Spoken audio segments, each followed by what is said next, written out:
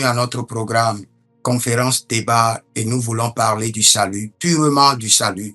Et si vous êtes en ligne, soyez fiers que le Seigneur est prêt à vous enseigner des mystères.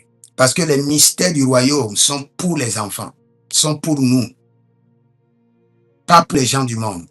Donc nous allons prier et nous irons dans l'enseignement. Nous avons vraiment besoin du Saint-Esprit pour enseigner et nous avons vraiment besoin du Saint-Esprit pour répondre aux questions. Nous voulons enseigner les mystères du royaume sans porter atteinte à la vérité. Saint-Esprit de Dieu, nous t'invitons. Nous t'invitons. Garde nos pensées. Garde nos langues. Saint-Esprit de Dieu. Remplis-moi jusqu'à ce que je sois débordé. Here's my cup. Voici ma coupe. Fill it up. Remplis-la. And make me whole. Et guéris-moi. Vous savez, le système de temps n'existe pas dans le règne de la foi. C'est pourquoi, quand il y a une promesse, il y a une prophétie, ou il y a une parole, cela n'est pas toujours connecté à un temps. La nature nouvelle de Christ, là, la foi des gens seront ébranlées. Parce qu'ils verront qu'il y a un processus. Vieil homme que nous étions, l'homme animal que nous étions, dès que nous recevons Jésus, qu'est-ce qui se passe? Quand nous recevons Jésus, maintenant nous recevons une nouvelle nature. Et quand nous parlons de la nouvelle nature, c'est quoi? C'est la semence de la nature de Dieu. C'est une semence qui est juste plantée dans notre corps. Que quelqu'un me trouve le verset, l'apôtre Paul dit, jusqu'à ce que Christ soit formé en vous, produit quelque chose en toi, qui est une semence, de la nature de Dieu. Christ bébé. Maintenant de là, Christ va commencer par faire quoi? Par se former en toi. Comme l'a dit Galates chapitre 4, le verset 19. Et là, tu n'es pas encore nouvelle créature. Selon 2 Corinthiens 5, 17. Tu ne l'es pas encore. À 100%. Donc, aucun enfant de Dieu, sans acquérir ce niveau, ne peut pas dire, je suis en Christ Jésus, les choses anciennes sont passées. Non. Peu. Il y a des gens qui reçoivent Jésus. Et il leur faut 10 ans de bataille pour se débarrasser de leur vieille nature. 10 ans de bataille pour renoncer à certaines choses. 10 ans de bataille pour se déconnecter réellement de leur vieille nature et pour se consacrer pleinement à Dieu. Et c'est cette consécration qui déclenche maintenant l'obtention de la salut. Vous recevez, mais vous devez l'entretenir jusqu'à la fin. Si un jour vous décidez, dit je ne veux plus le salut, ou je ne crois plus à cela, vous perdez le salut. C'est clair. C'est ce que Hébreux chapitre 11 nous dit. C'est clair. C'est ce que Hébreux chapitre 11 nous dit. À partir du verset 6, il est impossible de plaire.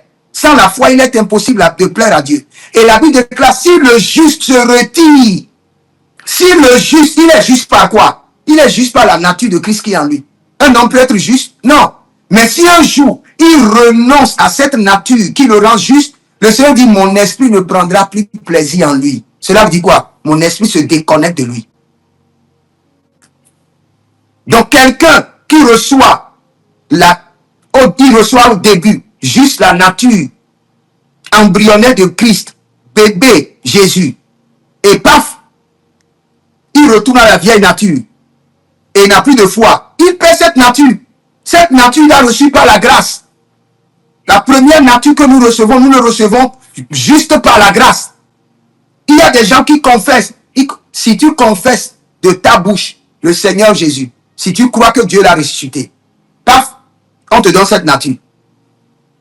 Mais pour continuer et avoir la nature de Dieu, cette nature de Dieu s'acquiert par quoi? Par la consécration, par les épreuves. C'est pourquoi quand tu reçois Jésus, tout devient rose pour un temps. Et après,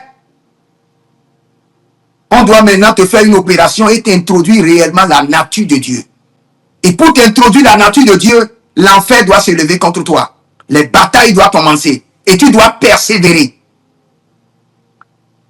Tu persévères dans la consécration, tu persévères dans les œuvres, tu persévères dans la foi. Et là, maintenant, tu prends une statue. Tu es déconnecté de ce règne des hommes. Rien de ce règne des hommes n'a de prix, n'a de valeur à tes yeux. Tout le temps, il dit chercher les choses d'en haut. Combien d'enfants de Dieu cherchent les choses d'en haut? Nous courons tous vers les choses de ce monde. Mais quand on a un petit problème, on dit les choses anciennes sont passées. Maintenant, toute chose est devenue nouvelle. Toute chose est devenue nouvelle pour certaines personnes. Parce qu'ils sont arrivés à ce statut, à ce niveau dans la foi, dans le royaume, qui n'a pas encore la nouvelle nature de Dieu, où toutes les choses anciennes sont passées. Tu es en train de travailler. Supposons que dans votre famille, il y a la pauvreté. Et derrière cette pauvreté, il y a 4 démons. Et derrière ces 4 démons, il y a 4 forteresses qui sont 4 péchés. Dans votre famille, il y a la pauvreté. Et derrière cette pauvreté, il y a 4 démons. Et derrière ces 4 démons, il y a 4 forteresses. L'adultère, le mensonge, l'orgueil, le vol. Maintenant, tu dis que tu es une nouvelle créature. Et que toute chose est devenue nouvelle. Et maintenant que tu dois avoir la richesse. Non. La nature qu'on t'a donnée, la nature de Dieu, doit te permettre de t'examiner et de comprendre. Dans notre famille, il y a la pauvreté. Maintenant, derrière cette pauvreté, il y a 4 démons qui maintiennent la pauvreté. Et derrière ces 4 démons, il y a 4 forteresses qui sont 4 péchés. Maintenant, la nouvelle nature de Christ qui est en toi doit t'amener à briser ces 4 forteresses. Et quand tu brises ces 4 forteresses, maintenant, tu as l'autorité pour te débarrasser de ces 4 démons. C'est ce que la nouvelle nature fait en toi.